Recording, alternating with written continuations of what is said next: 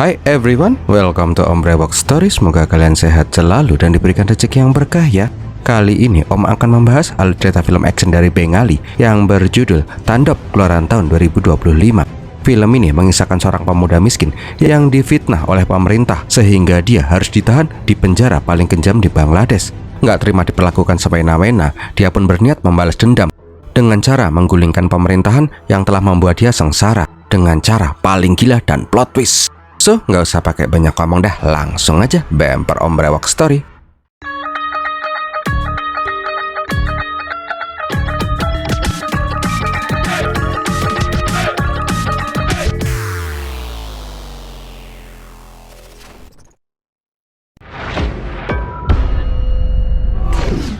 Awal kisah, ada seorang pria yang lagi goleran pakai topeng monyet. Dia itu lagi melihat acara ramalan cuaca di TV channel Bangla. Habis itu dia joget-joget sendiri. Jujur nih ya, nih Om bingung nih mau nyeritain ini film dengan serius atau dengan cara ngerosting. Adalah ngalir aja ya. Nah di sisi lain, kita juga diperlihatkan sekumpulan orang yang terlihat sibuk masing-masing. Intinya semua orang itu pun masuk ke bis yang sama. Di studio channel Bangla diperlihatkan kalau pembawa berita ramalan cuaca sudah selesai siarannya. Sekarang saatnya sesi talk show dengan Menteri Energi Bangladesh yang bernama Mahtab Hussain. Di saat itu, Anchor meminta Pak Menteri untuk segera on air. Tapi tuh Menteri malah marahin tuh Anchornya karena dia belum selesai dandannya. Dia tuh nggak peduli sama waktu on air, yang penting dia bisa kelihatan ganteng di kamera. Pas mau on air, Pak Menteri juga mewanti-wanti jangan nanya-nanya pertanyaan yang sensitif. Anchor itu harus bertanya yang membuat tuh Pak Menteri terlihat baik di mata publik. Nah di luar kita diperlihatkan pertunjukan topeng monyet di jalanan.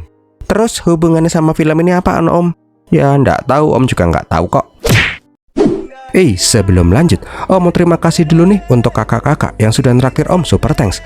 Untuk Kak Rasti Dian Ananda dan Kak Rohani Cevi. Semoga rezeki kakak-kakak ini selalu dilimpahkan ya. Kalau ada yang mau ikutan traktir, Om juga bisa dengan super thanks ya. Om bakal terima kasih sekali. Lanjut. Intinya sih, bis yang tadi Om ceritain sekarang sudah terisi kawanan monyet yang kabur dari kebun binatang. Nggak lama berselang, bis itu pun sampai di kantor channel Bangla. Nggak perlu pakai banyak basa-basi, kawanan monyet itu pun langsung turun dengan bersenjatakan lengkap. Mereka juga langsung nembakin semua satpam di sana tanpa tersisa.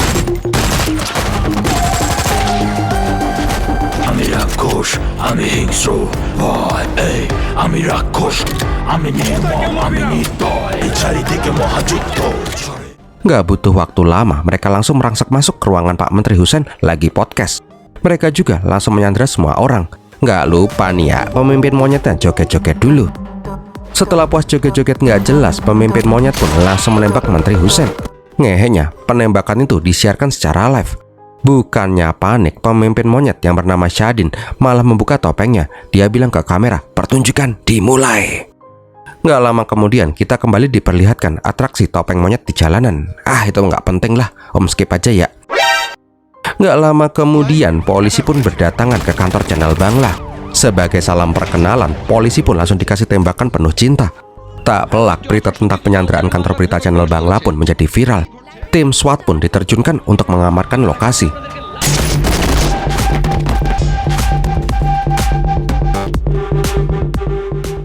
Kapten Fahad bilang ke anak buahnya kalau mereka akan segera merangsek masuk secepat mungkin, selamatkan Sandra dan membunuh semua teroris. Tapi belum sempat tim SWAT bergerak, anak buah Shadin melakukan tim SWAT atau tentara PP berani masuk ke dalam, semua Sandra akan dibunuh.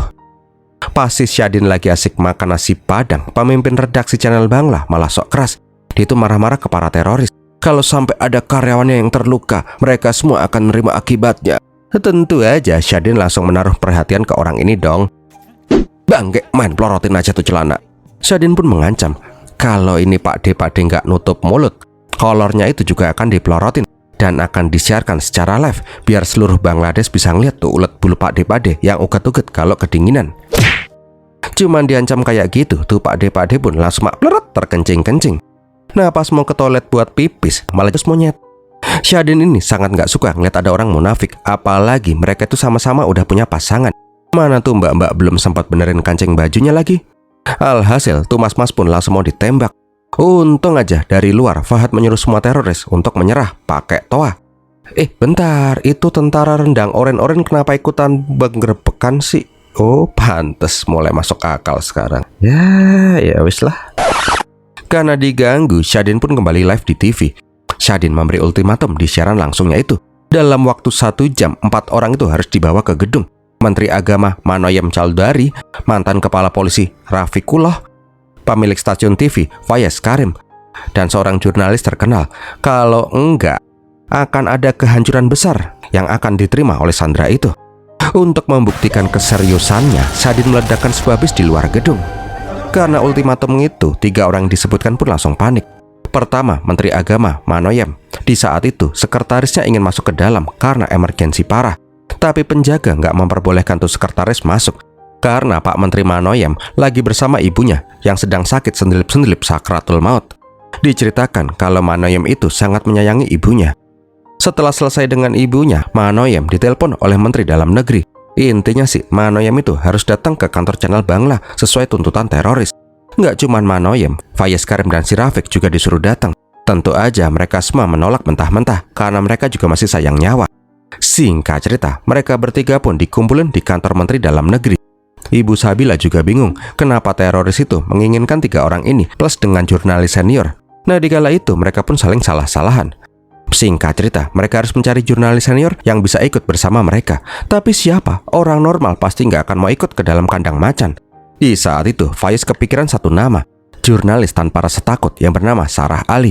Permasalahannya tuh orang sangat membenci si Fayez. Kalau dia yang minta tolong, pasti tuh cewek bakalan ogah. Kok cantik, gede juga. Fokus. Karena nggak punya pilihan lain, Ibu Sabila lah yang langsung menelpon Sarah Ali. Gak lama kemudian, Sarah pun langsung mau pergi ke kantor menteri.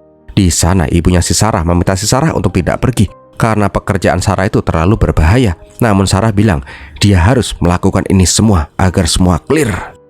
Singkat cerita, Sarah pun sampai di kantor Salbila. Dia diminta langsung oleh Bu Menteri sebagai jurnalis yang akan masuk ke dalam kantor channel Bangla. Namun Sarah nggak mau menerima begitu aja. Dia harus tahu kenapa 3 orang ini juga dipanggil oleh teroris. Pasti ada yang disembunyikan oleh 3 orang bangke ini. Lah mereka juga bingung lah. Kalau boleh milih, mereka juga ogah pakai banget untuk datang ke gedung itu. Setelah berdiskusi yang cukup sengit, Sarah setuju. Tapi dia melakukan ini bukan untuk para menteri-menteri korup itu, melainkan untuk Sandra yang tak bersalah. Gak perlu waktu lama, mereka berempat pun sampai di TKP. Sebelum masuk, Fahad memberikan arahan ke Sarah. Sarah diminta mencari informasi sedetail mungkin, so bisa memantau semua keadaan di dalam kantor. Nah, di dalam, Shadin melihat ada bapak-bapak yang mau bengek asma. Shadin itu langsung mengambil inhaler tuh bapak-bapak dan mempermainkannya kan tuh inhaler. Sarah juga bilang kalau dialah lihat si Sarah, Shadin merasa nggak puas. Dia ingin jurnalis senior, tapi kenapa malah dikirimin jurnalis bau kencur? Mana cewek tengil lagi? Namun Sarah nggak gentar, dia pun terus marahin si Shadin agar mengembalikan inhaler tuh bapak-bapak bengek. Gara-gara hal itu juga lah Shadin langsung tertarik sama si Sarah. Setelah ngeliat si Sarah dari ujung rambut sampai ujung jempol, Shadin meminta si Sarah untuk melepaskan jaket anti peluru dan benda-benda tersembunyi. Main grepe-grepe nenek aja nih orang. Oh, Shadinnya sadar ternyata kalau si Sarah itu membawa kamera pulpen. Shadin pun langsung bilang ke para polisi, kalau ada yang berani macam-macam sama dia, semua Sandra akan dia bunuh. Shadin juga bilang kalau Menteri Hussein sudah sendelap-sendelip sakratul maut. Kalau 3 orang itu nggak masuk, maka Hussein akan mati kehabisan darah. Sialnya, Sarah itu malah mencoba berunding agar sebagian Sandra dibebaskan terlebih dahulu. Hal itu pun langsung membuat si Shadin marah dan hampir aja membunuh si Sarah. Beberapa waktu kemudian, Fayez dan Rafiq masuk ke dalam. Sebagai pergantiannya, Menteri Hussein boleh dibawa keluar. Setelah Menteri Hussein dibawa oleh tentara nasi prasmanan oren-oren, Menteri Manoyem juga ikutan masuk ke dalam. Kali ini, sebagian Sandra diperbolehkan untuk pergi. Nah, di dalam, semua orang yang baru masuk disuruh melepaskan rompi anti peluru mereka. Mereka juga disuruh bersiap-siap karena sebentar lagi mereka akan live. Ya mereka semua langsung pada bingung lah, main sama monyet. Setelah itu mereka pun langsung live. Semua orang di Bangladesh pun langsung tertuju ke siaran berita itu. Pas Shadin masuk, Fayez pun langsung disuruh berdiri. Ngeheknya si Fayez malah dikasih kursi kondangan. Tentu saja Fayez nggak mau duduk di sana dong ya. Dia itu pemilik channel Bangla. Masa iya dia disuruh duduk di kursi kondangan? Sempat terjadi rebutan kursi di antara 3 orang itu. Tapi Shadin memaksa si Fayez untuk segera duduk. Kalau enggak, Fayez akan berdiri selama acara. Intinya sih, Sarah pun bertanya kenapa Syadin melakukan ini semua. Kenapa juga dia ingin ketiga orang ini dihadirkan dan melakukan talk show secara live. Syadin bilang kalau keinginannya cuma satu, dia ingin mengubah wajah hukum Bangladesh yang busuk ini. Semua orang pun terheran-heran, gimana bisa seorang penjahat mengubah hukum di negara ini? Sedangkan Syadin sendiri melakukan kejahatan hukum dengan menyandera banyak orang. Syadin menganalogikan dirinya sebagai vaksin. Vaksin itu dibuat dari virus yang dimodifikasi untuk melawan balik virus jahat. Walaupun dia kriminal, dia ingin sistem hukum di Bangladesh diperbaiki. Ngeheknya, Monayam itu malah nyeletuk. Oke Pak Syadin, semoga kamu berhasil dalam misimu. Aku doakan yang terbaik. Berhubung aku kayaknya nggak ada hubungannya sama kasus ini karena aku Menteri Agama, ya wis aku izin pamit ya. Pak Fayez silahkan duduk di kursiku yang empuk ini.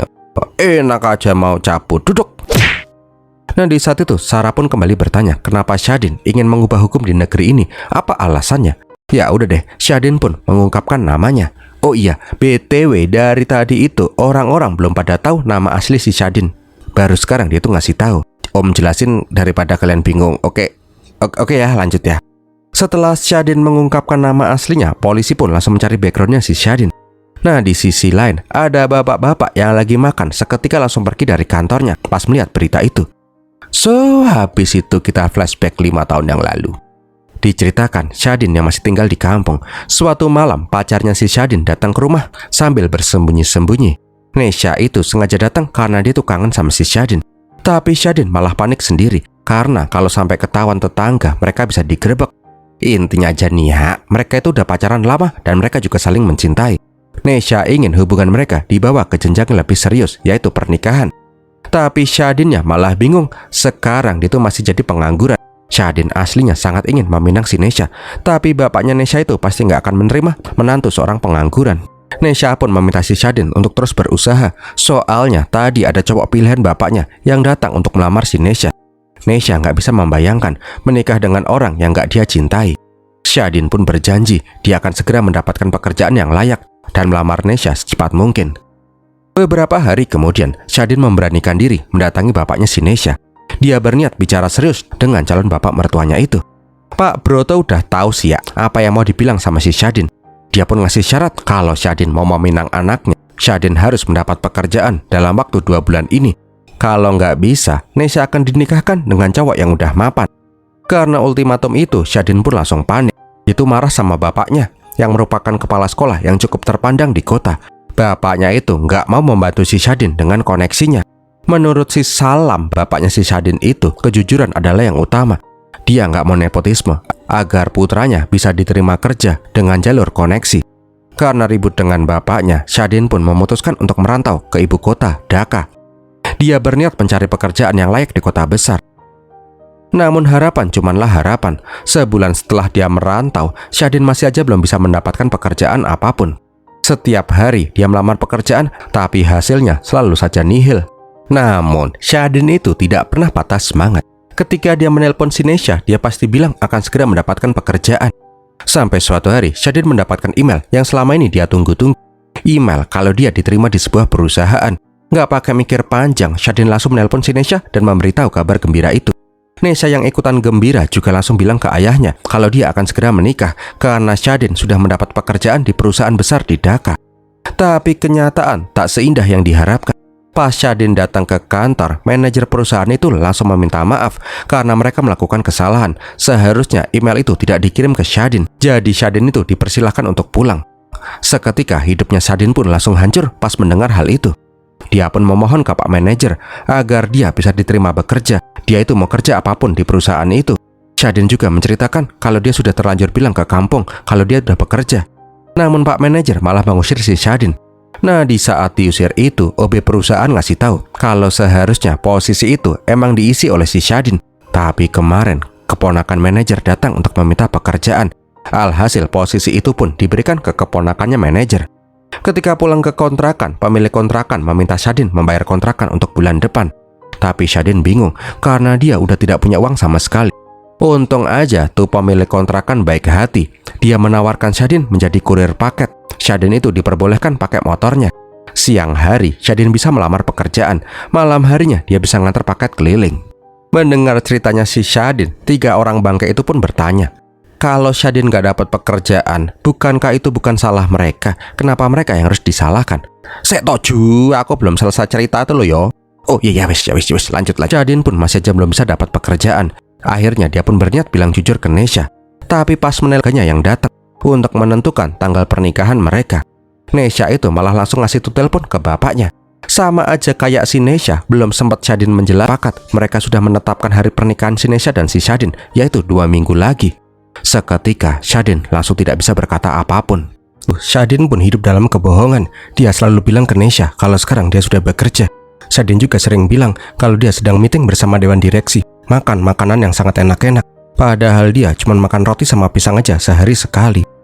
Sampai suatu hari, keajaiban datang. Shadin mendapat panggilan wawancara. Benar saja, Shadin diterima di sebuah perusahaan yang cukup besar. Shadin pun langsung bilang kalau dia akan mulai bekerja setelah dia melangsungkan pernikahannya. Keesokan sorenya, Pak kontrakan membangunkan si Shadin. Dia menyuruh si Shadin segera bergegas karena Shadin harus mengejar bis untuk menghadiri pernikahannya. Tapi sesuatu yang tidak terduga malah terjadi. Pas Shadin naik bis untuk pulang kampung, tiba-tiba dia ditangkap oleh polisi intel. Shadin bingung apa yang salah, kenapa dia ditangkap polisi. Namun Shadin langsung dikerukupin karung bantal dan dibawa ke kantor polisi. Kenapa Shadin membunuh warga negara Amerika yang bernama J.B. Harris? Berkali-kali Shadin disuruh mengaku kalau dialah yang membunuh J.B. Harris. Shadin bingung, dia sama sekali tidak tahu siapa itu J.B. Harris. Tapi tepat pas J.B. Harris mati, Shadin lagi berada di dekat TKP kematian J.B. Harris. Itu sudah cukup untuk membuktikan kalau Shadin lah yang membunuh J.B. Harris. Nah, di masa kini Sarah pun bingung apa hubungannya dengan mereka semua. Kenapa Shadin menyandra mereka berempat? Sek to cok, cantik tapi kok gak sabaran. Tak lanjutin lagi nih lo ya.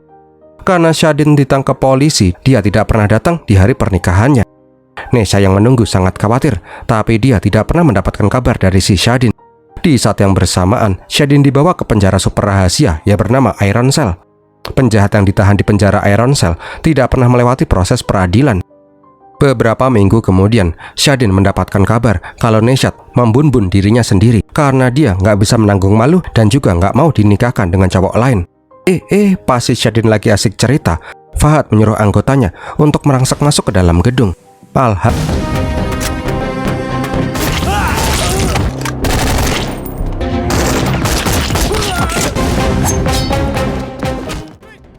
Sadar ada penyusup, Shadin pun bilang ke pemirsa dia akan kembali setelah pesan-pesan berikut ini. Gak pakai lama, Shadin pun langsung menyerang para polisi. Jelas dia bisa menang. Yang lain langsung ditembak mati pas peran utama yang muncul malah berantem pakai tangan kosong. Ya gimana nggak menang?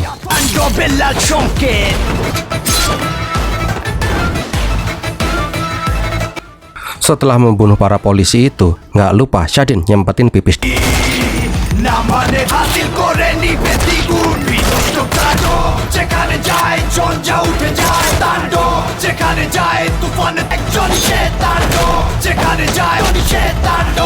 Ketika udah menang, seketika Sarah keluar sambil menodongkan pistol.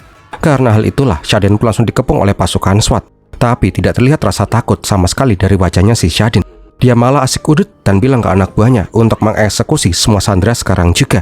Karena nggak mau itu lain. Nah, di tempat lain diperlihatkan bapak-bapak yang tadi makan nasi padang datang ke kantor polisi. Dia meminta izin untuk masuk ke dalam ruang berkas kepolisian. Di ruangan yang penuh berkas itu, dia langsung mencari sebuah berkas yang amat penting.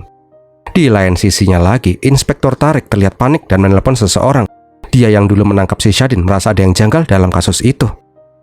Oke, kembali lagi ke ruang podcast. Monayam pun bertanya gimana caranya Shadin bisa tahu kalau Nesha membunuh dirinya sendiri. Padahal Iron Cell itu penjara yang sangat rahasia, bahkan hanya segelintir orang yang tahu tempat itu ada.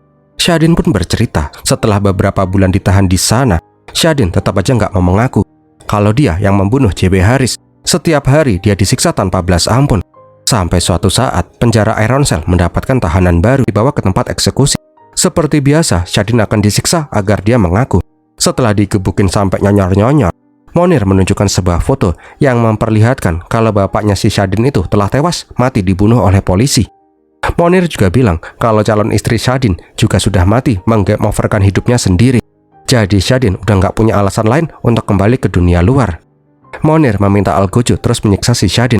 Kalau sampai nanti malam ini orang nggak mau mengaku, langsung bunuh aja.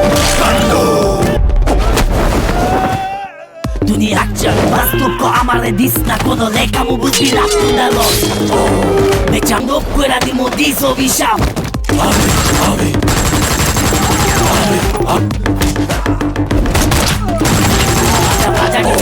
Mechando আমি হইলাম জঙ্গলে একটা কাঠের বস এই গেমে আমরা black quella di modiso visha. আমাদের বুঝা যায় কে কার বাপ, কেউ ভালোবাসে কেউ বেদান্ত, দুনিয়ার উপন্যাসে আমি দেখি বেচান্তন, আমি হইলাম জঙ্গলের বাকি. Ketika si Shadin hendak ditembak sama si Monir, tiba-tiba ada orang yang melindungi si Shadin. Wah, tak lama kemudian Shadin keluar dengan menenteng kepalanya si Monir. Seakan sudah gila, Shadin juga menggantung semua penjaga seperti bacang anget. Nggak lupa udut bentar. Setelah membantai semua orang, Shadin membebaskan semua penjahat di dalam Ironside. Dia pun langsung membentuk gengnya sendiri yang berisikan penjahat-penjahat itu untuk membalas dendam ke pemerintah. Sebagai pemimpin pengusaha terkenal Ahmad Mansur, kita pun dibawa flashback 5 tahun yang lalu versi Manoyem. Diceritakan Ahmad Mansur sedang kedatangan tamu investor dari Amerika yang bernama J.W. Harris. Kalau mereka adil, Ahmad Mansur akan menjadi pengusaha paling sukses di Bangladesh. Nah, di sisi lain diperlihatkan sebuah mobil SUV hitam diparkir di tempat yang sepi. Pelayan pun disuruh menyampaikan kalau Amar harus segera kembali ke hotel untuk meeting dengan J.W. Harris. Tapi ini orang malah bangke, dia tuh nggak suka diganggu pas dia lagi skidi papap sama cewek yang dia culik di jalan. Bahkan pas tuh cewek mencoba kabur, dia langsung diseret buat ditusuk-tusuk lagi sama si Arman. Singkat cerita, Arman pun pulang ke hotel. Di toilet, Arman itu malah pengen ngefly. Nah, di saat itu J.W. Harris memperingatkan si Arman agar tidak kecanduan narkoba. Bangkenya ini mas-mas mata putih separuh malah nggak terima dan dia pun langsung membunuh si J.W. Harris. Oh, sakit jiwa. Pas keluar, Arman pun bilang ke bapaknya, "Ayo pak, kita meeting sama tuh bule." Bapaknya pun meminta Arman untuk menunggu karena J.W. Harris lagi di toilet. Tapi kok lama ya? Baru deh si Arman sadar kalau dia sudah membunuh investor Amerika. Gara-gara hal itu jugalah mereka semua jadi panik. Enggak deng, yang panik cuman bapaknya doang. Si Arman mah tetap aja ketawa. Oh, wong edan. Kalau sampai media tahu tentang hal ini, perusahaan mereka akan amsyong. Nggak mau itu terjadi, Ahmad Mansur menemui Manoyem yang dulu masih menjadi Menteri Dalam Negeri, Rafiqullah yang di saat itu masih menjadi Kapolri Bangladesh, dan Fayez yang emang dari dulu pemilik channel media terbesar di Bangladesh. Ahmed pengen mereka semua untuk membantunya menutupi kasus pembunuhan J.W. Harris. Setelah berdebat yang cukup sengit, mereka bertiga pun akhirnya sepakat akan membantu si Ahmed, tapi dengan bayaran masing-masing 500 crore untuk mereka. Singkat cerita, mereka bertiga pun mengatur agar Arman tidak didakwa terhadap pembunuhan orang itu adalah si Shadin. Sampai suatu hari, Rafiq dan Tarik mendatangi rumahnya si Manoyem.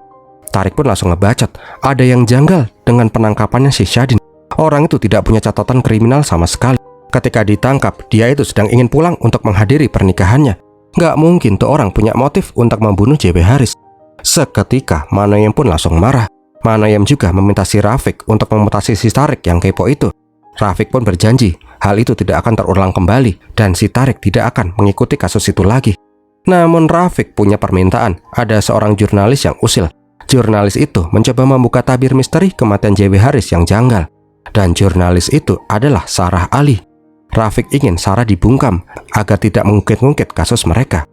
Malam harinya, Manoyem pun memanggil kepala sipir Morris. Perintahnya membuat si Sarah Ali bungkam mbuh piye carane. Fayez juga langsung memecat si Sarah Ali sebagai jurnalis dan memblacklist namanya dari semua media di Bangladesh. Setelah mendengar pengakuan si Manoyem, orang-orang yang melihat di TV langsung marah. Mereka pun langsung menyerang pabrik-pabrik dan kantor si anak buahnya si Shadin membaur menjadi satu dengan para sandera sehingga mereka bisa pergi dengan lancar jaya. Setelah semua ini selesai, Sarah pun bertanya ke Shadin, kenapa Shadin tidak ikut bersama anak buahnya untuk kabur. Shadin pun berkata dia akan menyerah saja, tugasnya sudah selesai. Dia cuma berpesan ke Sarah kalau suatu saat hukum Bangladesh kembali busuk, tolong bantu dia lagi untuk membersihkan para perusak negara ini. Namun, pas polisi mau menangkap si Shadin, masa malah mendatangi kantor channel Bangla dengan berteriak-teriak menyerukan namanya si Shadin. Mereka menganggap Shadin polisi. Tapi pas mau membuka borgolnya si Amar, dia langsung menyerang tuh pelayan dan membunuhnya. Habis itu, dia pun cekekekan sendiri. Oh, ngedan.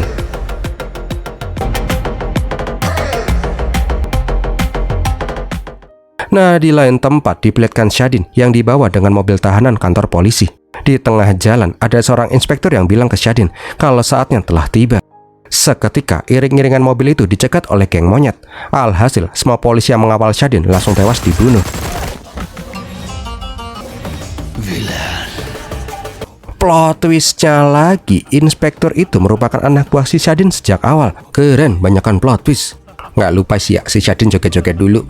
Nggak lama kemudian, Sarah mendapatkan informasi kalau Shadin berhasil melarikan diri setelah membunuh seluruh polisi yang mengawalnya.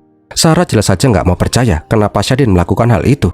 Pas kembali ke kantor karena dia dan anak buahnya sudah menggali terowongan untuk merampok Bank of Bangladesh. Tapi aksi yang sudah mereka rencanakan selama berbulan-bulan malah keduluan sama gengnya si Mikael cuma dalam waktu setengah hari. Masud pun berjanji dia akan mendapatkan uangnya kembali. Dan filmnya pun bersambung ke Tandop 2. Wow, gimana film ini sob? Semoga menghibur ya. Kalau kalian suka silahkan like, komen, dan share. Jangan lupa subscribe. Kalau ada yang mau support Om, bisa dengan super thanks ya. Om bakal terima kasih banget. Terima kasih juga udah nonton sampai di detik ini. Om Brewaks pamit dulu dan Birmilatin.